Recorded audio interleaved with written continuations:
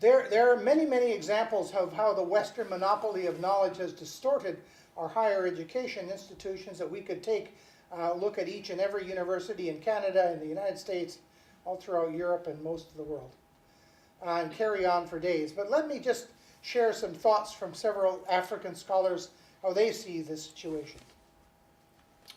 A number of scholars, including Lebakeng, Falain, Dalinjebo, Udara Hoppers, who will be coming here in not too long, Wangola Ezenya from Rwanda, have written extensively on the importance of the recovery of intellectual traditions on the continent. They say, among other things, institutions of higher education in South Africa were and still are copycats, whose primary function was and still is to serve to promote colonial Western values. Similarly, Izeanya adds, in Africa, the research agenda, curriculum, and given conceptual framework should be continuously re-examined with the aim of eschewing all manifestations of neo-colonial underpinnings, emphasizing indigenous ideas. I think I'm going on quite a long time here.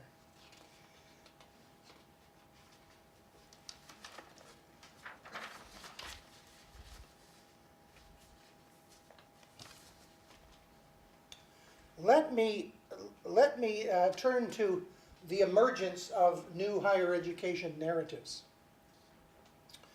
The Barcelona-based Global University Network for Innovation, GUNI, which is related to UNESCO and the UN University, has produced a series of world reports on higher education. In 2014, it brought out its latest report called Knowledge Engagement in Higher Education, Contributing to Social Change. What was unique about this report was that it framed the challenges to higher education within the context of deep global issues such as the destruction of the planet, inequality, violence against women, and so forth. It called for a new approach to creation and understanding of knowledge, a turn towards knowledge democracy. This report was launched in 34 locations in the world and is showing practices from 70 nations, included were 60 authors. The Multi-World Network, based in India under the leadership of Claude Alvarez of India, is a growing association of people from Asia, Africa, and South America joined together in the common objective to restore the diversity of learning that exists in times immemorial. Multi-World welcomes people infected with a similar spirit and conviction to join this enterprise and fight to restore a world in which many worlds are once again warmly embraced. The issue of decolonizing academic curricula and ridding them of Eurocentric biases has occupied central stage for them. Decolonization is going on and has already begun in many universities. And we hear stories, and you'll hear when Catherine Udara Hopper is here, you'll hear some powerful stories about decolonization and the struggle for whose knowledge counts from South Africa. And you've probably read about or heard about the student strikes and the action that's been taken to make some changes to the curriculum in higher education in South Africa. But these kinds of discussions are going on in England, they're going on in Canada, and they're going on elsewhere. At our university, we've seen a steady growth to either indigenize the University of Victoria or decolonize our university. Now, we've got a long, long ways to go, but I think our university is sincere and is moving in some good directions. We've built a First Peoples House in the center of our campus.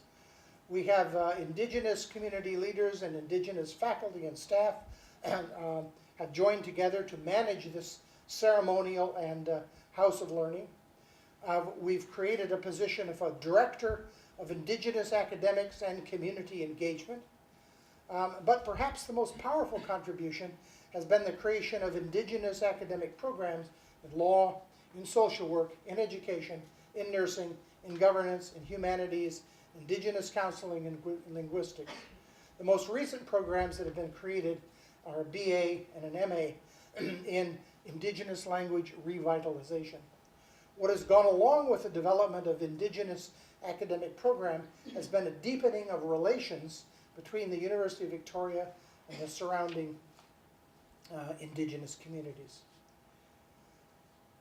If you take a look at what's happening in New Zealand, for example, there's a Maori University, Te Ware Wananga o Wanearangi, is headed up by Sir Hingaroa Smith, a distinguished Maori scholar. Listen to the mission statement of this institution. We could listen to it, but I didn't write it down. Let's see if I did. Maybe I've got the pages mixed up. Yes, I got it. Here's the mission statement.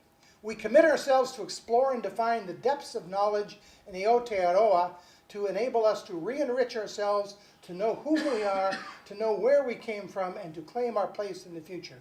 We take this journey of discovery, of reclamation, of sovereignty, and establishing the equality of Maori intellectual tradition alongside the knowledge base of others. Thus we can stand proudly together with all the people of the world. This is part of the dream and the vision of Te Ware Wananga Wararangi.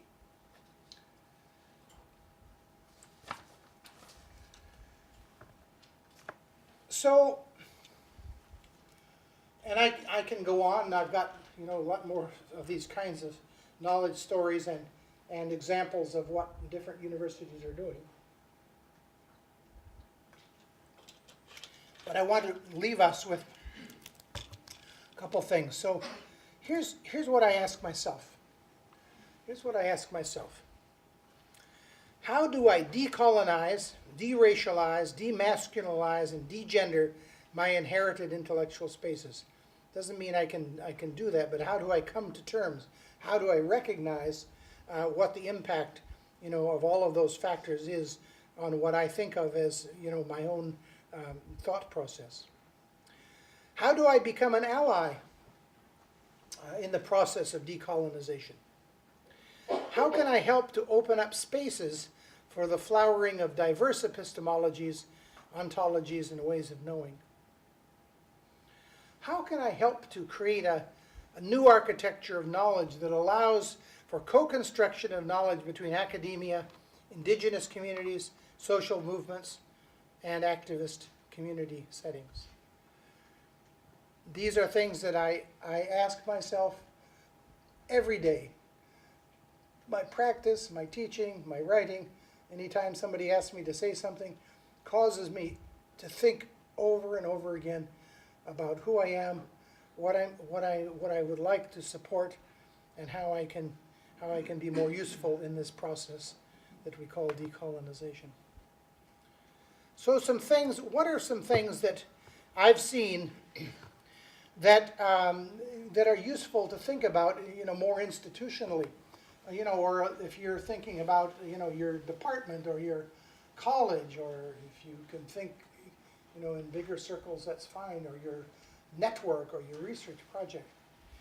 I think from what I've learned from, my own struggles and following the struggles of other truth and reconciliation processes in other parts of the world, is the first thing that we have to do is to acknowledge past and present genocidal practices. We have to acknowledge, what's gone wrong. If we can't acknowledge, the impact of slavery in the United States and talk about issues like reparation, it's going to be a long way to ever getting to a conversation where people feel, comfortable moving forward, breaking through very tightly held feelings. We can hire, and again, my context in Canada, the big issue is with the Indigenous community and our opportunity and challenge, with regard to our Indigenous, the First Nations, the people who came before us. We can hire Indigenous scholars. And one of the things that we've done, if you want more Indigenous students to come to your university, or you want them to succeed, hire Indigenous scholars, and they'll see people who are models. And this goes for a lot of other kind of issues It used to be an issue around women in universities. You know, there used to be a time when women were in the big minority in a university. And then there was a big push on in the 60s and 70s to begin hiring women. And of course, now we have lots and lots of women. We need to encourage people. It's not enough just to hire, hire indigenous faculty, but we have to give permission to, like Lorna Williams, to teach with an indigenous way of knowing. And that means probably not using that kind of, what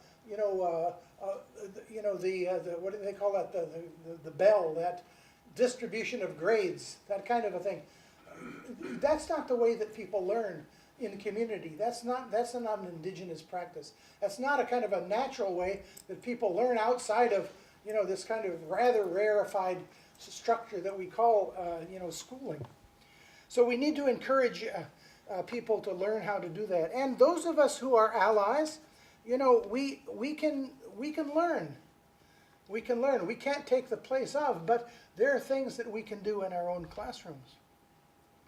I think that we need to, if we want to, to move in this direction, and I think we have to figure out, who else is moving in this direction.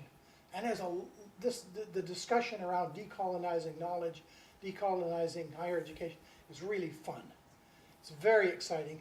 It makes your stomach, get in knots at times, it's kind of scary, but it's a really powerful discourse. It's a great space, intellectual space to be, and there's lots of ways that people can get involved in this.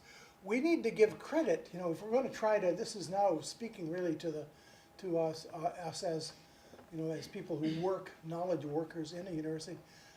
Our faculty have to have credit. If we're going to try to move in this direction, it's not easy. It's a lot easier just to, stand in front of everybody, have a lecture, give the same lecture next year, the year after year, have a multiple test exam, have some teaching assistants to grade it, boom, boom, boom.